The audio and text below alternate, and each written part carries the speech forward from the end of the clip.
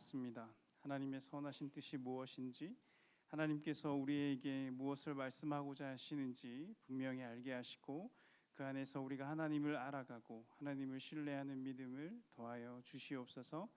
이 모든 말씀 우리 구주 예수 그리스도의 이름으로 기도드립니다. 아멘.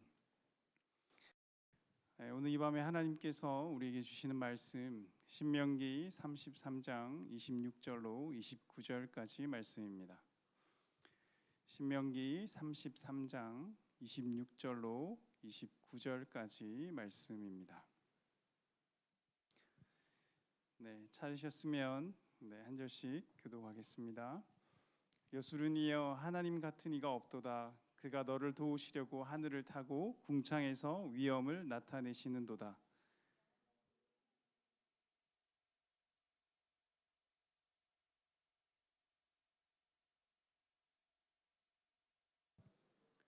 이스라엘이 안전히 거하며 야곱의 샘은 곡식과 새 포도주의 땅에 홀로 있나니 곧 그의 하늘이 이슬을 내리는 곳에로다.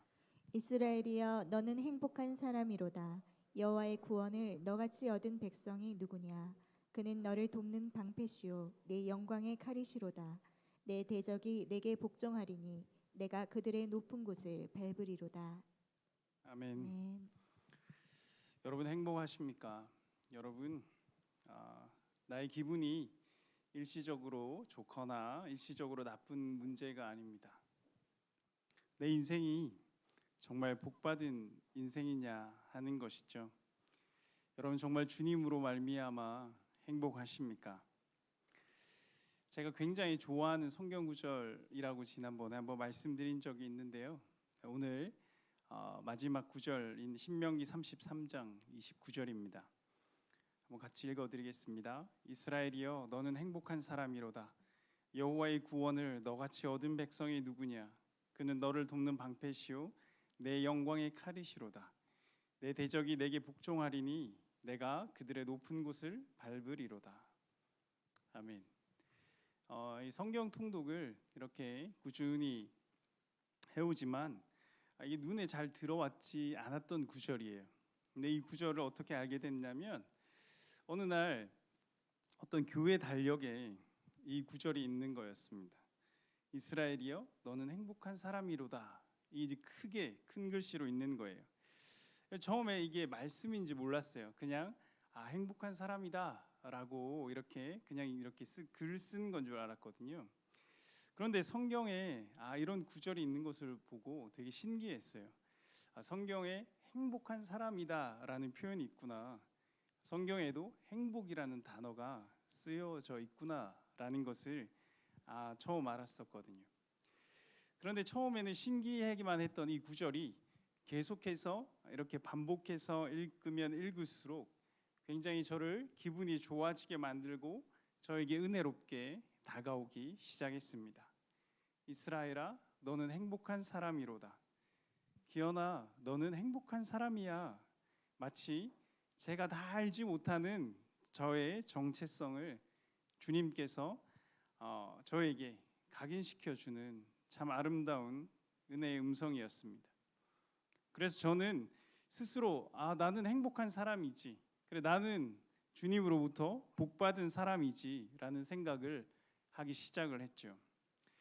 그런데요, 참 이 바쁘게 살다가 보면 이 아름다운 사실도 잊어버릴 때가 있죠. 또 여러 가지 어려운 문제들을 만나면 그것들을 생각하느라 이 말이 또 이 가슴에 막 와닿지 않고 튕겨져 나갈 때도 많이 있었습니다. 누가 그러잖아요. 머리에서 가슴까지 이 한 45cm 정도 되는 이 짧은 구간이 세상에서 가장 큰 거리라고요. 그런데요, 여러분 하루하루를 살면서 뒤돌아보면 그 복이 어찌나 많은지 정말 나는 행복한 사람이다, 나는 복받은 사람이다라는 그 사실을 부인할 수 없었습니다. 여러분들도 행복한 사람이시죠? 여러분들도 복받은 사람이시죠? 네, 이 자리에 계신 걸 보면 틀림없습니다. 주님께서 이 시간에 우리를 다른 데 두시지 않고 이 자리에 꼭 붙잡아 주셔서 하나님을 신뢰하게 하시고, 그리고 비록 우리는 연약하지만 하나님께서 우리를 이 자리에 붙들어 놓으신 것을 보면 여러분들은 하나님께서 정말 사랑하시는구나, 그것을 충분히 알 수 있을 것 같아요. 여러분들은 이 사실을 정말 꼭 마음에 담으시기를 바랍니다. 오늘 본문이 신명기 33장은요, 모세가 자신의 마지막을 앞두고 이스라엘의 각 지파들을 축복하는 모습을 그리고 있어요. 모세는 이스라엘 백성들에게는 아버지 이상의 존재였습니다. 이스라엘 백성들도 모세에게는 자녀보다 더 사랑스러운 존재였죠. 자신의 모든 것을 쏟아부은 백성들입니다. 그동안에 살아오면서 미운 정, 고운 정, 온갖 정은 다 들었을 거예요. 그런데 이제 마지막으로 작별할 때가 온 거예요.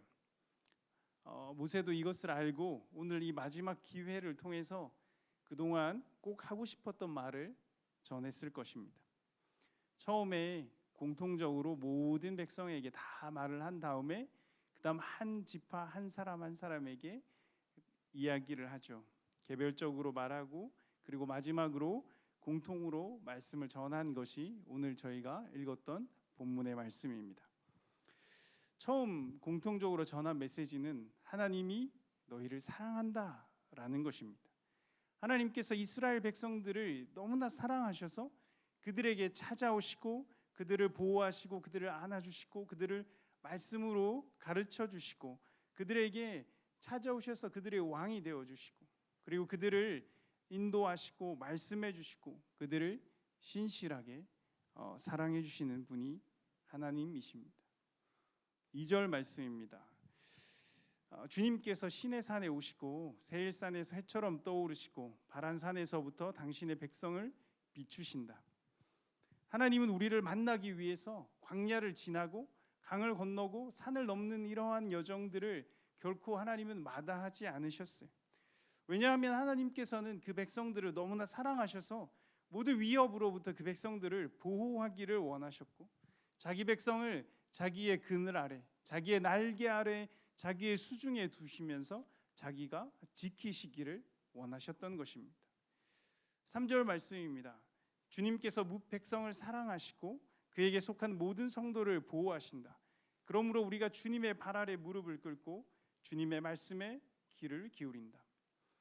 그래서 하나님은 그들 가운데 왕으로 이 땅에 오셨어요. 그리고 이 땅에서 이스라엘 백성들에게 말씀하셨고, 이스라엘 그 백성들이 그 말씀에 사랑으로 화답하기를 굉장히 바라셨습니다. 그래서 자신의 품 안으로 들어와서 자기의 그 주권적인 그 권능의 보호 아래 그 사람들이 안전함을 누리기를 바라셨던 거예요. 이러한 사실들이 이제 각 지파들을 향한 모세의 기도에서도 모세의 말씀에서도 계여실이 드러나고 있죠. 6절 말씀입니다. 르우벤은 죽기 아니하고 살기를 원하며. 7절에서는요, 주께서 도우사 그가 대적을 치게 하시기를 원합니다. 레위에게는 이렇게 이야기합니다. 11절에 여호와여 그의 재산을 풍족하게 하시고 그 손의 일을 받아 주십시오.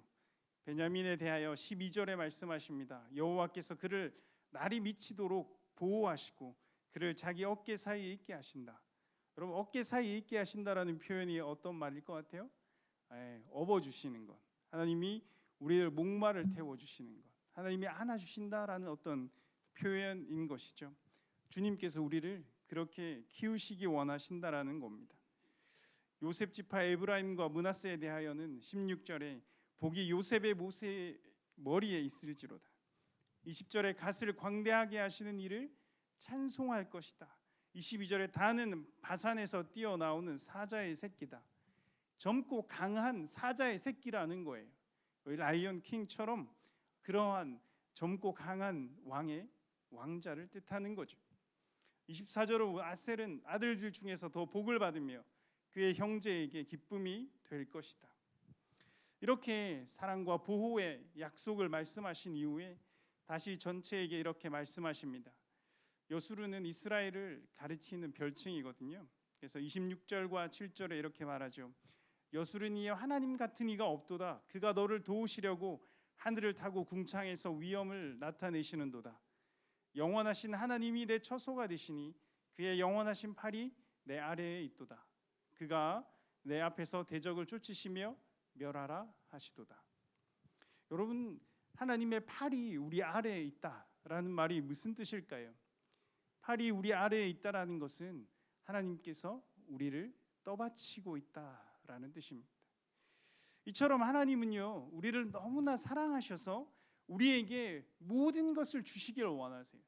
그냥 우리에게 복 주신다라는 것이 아니라 모든 것을 주시기를 원하셨다라는 거예요. 우리를 안고 다니시고 우리를 업고 다니시고 보호해 주시고 기쁜 것을 주시고 우리를 풍족하게 하기를 원하시고 또 바라신다라는 것입니다. 그리고 그것을 위해서 주님은 신실하게 일하시는 것이죠. 우리는 이러한 주님의 변하지 않는 신실한 성품을 꼭 기억해야 합니다. 여러분, 우리가 삶의 고난 때문에 이것을 오해하면 안 된다라는 거예요. 우리의 삶이 바빠서 이것을 잊어버리면 안 되는 것입니다. 내가 세상에서 상처받았다고 해서 이것을 우리가 부인하면 안 된다라는 것입니다. 하나님은 우리가 하나님을 평가하고 하나님을 우리가 점수를 매기고 하나님을 판단하는 분이 아니세요. 하나님은 우리가 그저 신뢰해야 하는 우리의 신뢰의 믿음의 대상이신 거죠. 여러분, 선하신 하나님이라는 책에서 이런 내용을 소개하고 있습니다. 어떤 교회에서는 목사님과 성도님들이 이렇게 말씀을 시작하기 전에 인사한다고 하죠. 목사님께서 좋으신 하나님이라고 이야기를 하면 성도님들께서 언제나라고 이야기를 하시는 거예요. 네, 제가 좋으신 하나님 하면 어떻게 대답한다고요? 언제나. 네. 그리고 제가 언제나 이렇게 하면 어떻게 대답할까요? 네, 우리 교회 클래스가 연습하지 않아도 충분히 할 것 같습니다. 네, 우리도 한번 해볼까요? 네, 좋으신 하나님, 네, 언제나, 아멘. 하나님은 선하십니다. 하나님은 언제나 변하지 않으시 우리를 사랑하신다라는 거죠. 이것은 변하지 않는 진리의 명제입니다. 이것은 여러분 의심하지 않고 딱 고정해 놓고 이 대전제 아래에서 그 다음에 우리의 삶을 해석해 나가기 시작해야 한다라는 거죠. 우리가 삶을 살다 보면 너무나 어려운 문제들이 많이 있죠. 그래서 하나님의 선하심을 의심할 만한 사건들을 우리가 수없이 경험하게 됩니다. 내가 직접 겪기도 하고요. 주변의 이웃의 이야기를 듣기도 하고요. 그리고 우리가 뉴스를 통해서 그러한 말도 안 되는 안타까운 소식들을 접하기도 합니다. 우리는 이러한 일들을 보았을 때 우리는 우리가 이해할 수 없는 일들이 너무나 세상에 많은 것을 알아요. 하나님께서 왜 그렇게 불합리한 일들을 세상에 허락하시는지 알 수 없습니다. 악이 왜 존재하는지, 전쟁이 왜 일어나는지, 이 세상에 아직 왜 기아가 끊이지 않는지, 자연재해로 왜 우리가 고통받아야 하는지 알 수 없습니다. 기독교 2000년이 넘는 역사 속에서 어떠한 위대한 신학자도 이것을 사람들이 이해하기 쉽게 명쾌하게 그것을 말하지 못했어요. 아니, 오히려 우리 기독교의 위대한 성인인 어거스틴이라는 위대한 신학자도 이것을 자신도 이해할 수 없다라고 고백했습니다. 그러니까 이렇게 말합니다. 우리는 왜 하나님이 심판의 착한 사람에게 가난하게 살고 악한 사람을 부자로 살게 내버려 두는지 알지 못한다. 왜 악인이 건강하고 신앙이 좋은 사람은 오히려 질병에 쉽게 걸려 죽는지 알지 못한다. 그마저 일관성도 없다. 뭔가 어떤 것의 일관성을 발견하면 하나의 법칙처럼 구조화가 되어서 우리가 참 좋을 거예요. 우린 참 쉬울 거예요. A만 하면 B가 이루어지니까 우리는 A에 집중하면 되는 거예요. 그렇게 우리가 인광보처럼 눈에 보이게 선명하면 참 좋을 텐데 그렇지 않은 것들이 우리의 머리를 복잡하게 하는 거죠. 우리의 신앙을 어렵게 하는 것입니다. 하지만 어거스틴은 이렇게 이해되지 않음을 고백했음에도 불구하고 여전히 하나님 안에서 최상의 덕과 지혜가 있으면서 그분의 약함도 경솔함이나 불공평함도 없다고 고백합니다. 이것은 이해되지 않지만 하나님을 신뢰한다는 고백입니다. 우리는 여러분 하나님을 내가 이해하는 것이 아니에요. 우리는 하나님을 신뢰해야 하는 것입니다. 내가 이해할 수 있는 나의 어떤 이해 안에 하나님을 우리는 가둘 수 없는 거예요. 하나님의 그 법칙 아래에 우리가 살고 있는 것입니다. 여러분 신사임당이라고 여러분 혹시 아시는 분이 있을지 모르겠네요. 재테크에 관심이 많으신 분들은 아마 아실 수도 있을 것 같습니다. 재테크 유튜브 채널로 굉장히 유명하신 분이에요. 이 주원규 씨가 전도를 받았어요. 그래서 6개월 정도 이제 교회를 나간 지 6개월 정도 지났는데 그분이 교회에 와서 크리스천들을 보면서 이렇게 인상 깊게 느낀 점 4가지를 말했어요. 그 중에 하나가 기독교인들은 회복 탄력성이 굉장히 뛰어나다는 거예요. 여러분 회복 탄력성이 무엇입니까?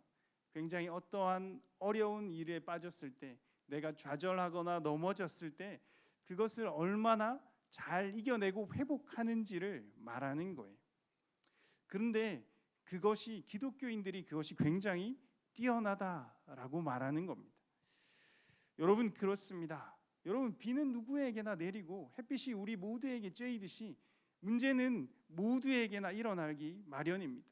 우리 삶의 어려움들은 기독교인이나 그렇지 않은 사람들이나 모두에게 있지만 그 어떤 문제에 직면했을 때 하나님의 선하신 뜻을 생각하면서 그것을 다시 이겨내고 어려운 시간들을 다시 회복해내는 그것이 바로 기독교인들이었다라는 것입니다.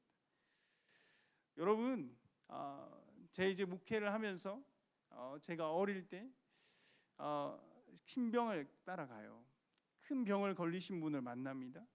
어떤 고통스러운 분들의 소식을 들으면 신방을 가면 그저 기도할 수밖에 없는 저 자신이 굉장히 무기력하게 느껴질 때가 있습니다. 그렇지만 그러면은 저희가 아무것도 할 줄 모르고 쩔쩔매는 그런 이제 신학을 시작한 이런 전도사에게 그렇게 이제 이야기를 하는 거예요. 괜찮습니다. 걱정하지 마세요. 하나님께서 다 인도해 주실 것입니다. 저는 하나님께 감사합니다. 미천하고 부족한 사람 하나님께서 믿음 주셔서 구원에 대한 확신을 주셔서 감사합니다 라고 이렇게 고백하는 분들이 있습니다. 참 믿음 없는 오히려 목회자들을 이 목사를 부끄럽게 하는 믿음의 고백을 가지신 분들이 있는데요. 하나님을 정말 신뢰하시는구나. 극한의 상황 가운데서도 주님이 주신 것들을 더 크게 생각하시면서 주님을 붙들고 있구나라고 그런 참 마음이 믿음이 정말 좋은 분들을 만날 수 있어서 정말 감사했습니다. 여러분 우리는 어떠한 믿음을 가져야 하느냐? 우리는 예수 그리스도를 믿어야 합니다. 예수 그리스도를 믿어야 하는데 예수 그리스도의 어떠한 면을 믿는 것이냐면 예수님의 고통과 좌절과 그런 소외들을 겪으신 것 다 아시죠? 예수님이 십자가에서 달리시면서 사람들의 조롱을 받으셨어요. 그러나 예수님은 끝까지 하나님 아버지를 신뢰했습니다. 바로 이 예수님의 신뢰, 이 예수님을 이 아버지를 신뢰하는 이 믿음, 이것을 우리가 붙잡아야 하는 것입니다. 예수님은 우리가 믿지 못할 때 주님은 믿으십니다. 우리가 기도하지 못할 때도 기도하시는 거죠. 우리가 나의 믿음이 의지하는 것이 아닙니다. 여러분 나의 믿음을 의지하는 게 아니에요. 여러분 나의 확신을 의지할 수 없어요. 하나님 믿습니다. 나는 구원받을 겁니다. 나는 이겨낼 겁니다. 라고 얘기하는 나의 확신에 여러분 믿음을 두지 마십시오. 우리는 그죠? 우리 하나님을 신뢰하는 예수님의 믿음에 동참하는 것. 거기까지가 우리가 할 수 있는 거예요. 우리가 무엇을 확신하고 우리가 무엇을 약속할 수 있습니까? 우리는 그저 예수님을 신뢰할 뿐입니다. 우리는 혼자가 아니에요. 여전히 세상에는 이해할 수 없는 일들이 많이 있지만 주님께서는 우리 안에 예수 그리스도를 주십니다. 그 예수님이 우리 안에 있을 때 우리가 그 예수님을 붙잡고 주님의 믿음에 동참하는 것, 그것이 바로 우리가 예수님을 믿는다라는 것이죠. 여러분, 우리의 삶을 잘 보고 여러분들이 하나님을 더 잘 신뢰하기를 바랍니다. 그것은 여러분, 우리가 좀 하나의 높은 안목을 가져야 하는데요, 일반적으로 우리가 무의식적으로 생각하는 것 그 이상의 안목을 가져야 합니다. 바로 어떠한 거냐면요, 우리는 이렇게 하얀 종이에 점이 몇 개 있습니다. 그 점이 몇 개 있을 때 보통 이 무엇이 보이십니까? 라고 물으면 우리는 보통 점이요 라고 이야기를 하는 거예요. 이제 무의식적으로 우리가 그것을 소수를 바라보고 이야기하는 것이 깔려 있다고 얘기해요. 그렇지만 어때요? 이 화면에, 이 종이에 99%는 하얀색이죠. 그 점은 0.01%도 안 될 거예요. 근데 우리는 그것을 바라보더라라는 것입니다. 여러분, 공기가 가득할 때는 여러분 아무렇지도 않다가 공기가 딱 없어져서 내가 숨이 막히는 그 순간 우리는 공기가 없다며 불평을 하기 시작하는 거예요. 그것이 바로 사람입니다. 저희 교육자들 중에 대화를 나누는데 어렸을 때 엄마에게 굉장히 많이 맞았다고 계속해서 반복적으로 이야기하시는 분이 있어요. 누군지 궁금하시죠? 네, 프라이버시를 제가 가르쳐 드릴 수는 없고, 네, 그 왜 그렇게 맞았냐라고 물어보니까 엄청 위험한 곳에서 놀았다고 해요. 기찻길에서 놀고 물가에서 놀아서 맞고 그렇게 맞고 또 맞았다라고 얘기합니다. 아니, 어릴 때부터 화장해서 맞고 치마 입고 다녀서 맞고 그렇게 맞았다라고 하죠. 여러분, 근데요, 그 삶 속에서 그렇게 맞은 순간이 정말 얼마나 되냐라고 생각해 보면 그 시간은 정말 얼마 되지 않았다는 거예요.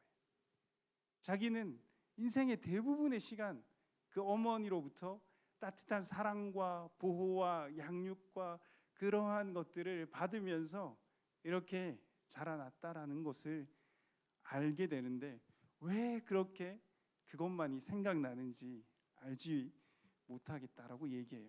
대부분의 근데 사람들이 그러합니다. 저는 군대에서 28개월을 보냈는데 제가 기억하는 군 생활은 아주 조금입니다. 그러나 그 조금의 시간은 즐겁고 행복한 기억이 아니에요. 상처받고 욕먹고 그렇게 외로웠던 그 시간들만 기억에 남는 거예요. 왜 우리는 대부분의 90몇 %에 해당하는 평범하게 우리에게 주어진 그 감사함으로 주어진 일상들은 우리가 생각하지 않고 아주 약간의 내 인생에 일어났었던 가장 작은 부분들, 그것들에 우리가 집중하고 있다라는 것입니다. 여러분, 우리가 늘 우리 삶에 그렇게 은혜 베푸신 하나님을 기억하시는 여러분들이 되기를 바라십니다. 예수님께서 가장 고통스러운 순간에 아버지라는 말씀을 하셨어요. 십자가를 앞에 두고 겟세마네에서 기도하시면서 아버지라고 하나님을 불렀습니다. 그렇게 예수님이 아버지라고 부르신 하나님은 전생애 동안 예수님을 어때요? 예수님을 사랑해 주신 분이셨어요. 아낌없이 베풀어 주시고 넘어지지 않게 지지해 주시고 낭만 가운데 그를 회복시켜 주시고 능력으로 함께 하셔서 온갖 일들을 일으켜 주신 분이셨습니다. 위로하시고 격려하시고 약속을 지키시는 선하신 하나님이셨어요.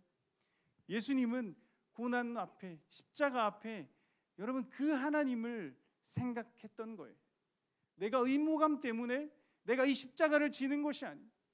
내가 어쩔 수 없이 내가 강제적으로 내가 이 하나님의 명령에 굴복하고 복종하는 것이 아니라 내게 그동안에 그렇게 선하게 베풀어 주신 하나님이시라면, 내게 그렇게 그동안에 나를 사랑해 주신 하나님이시라면 이 십자가도 나에게 분명 유익이 되는 것이다.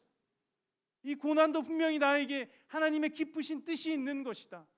그렇게 하나님에 대한 신뢰의 순종이었습니다. 여러분 하나님을 이렇죠. 삶의 모든 순간에서 여러분들이 신뢰하시기를 바랍니다. 여러분, 우리 삶에 당연한 건 없어요. 그저 평범했을 뿐이기에 우리가 그것을 몰랐을 뿐이죠. 하지만 이제 우리는 그 평범함을 우리는 특별함으로 바꾸어서 우리는 날마다 모든 순간에 감사할 수 있어야 됩니다. 우리는 범사에 찬양할 수 있어야 돼요. 우리는 매일매일 은혜를 고백할 수 있기를 바랍니다. 여러분, 그렇게 살아갈 때 어거스틴이 이렇게 얘기했습니다. 머리 끝에서부터 발끝까지 할렐루야를 외치는 사람.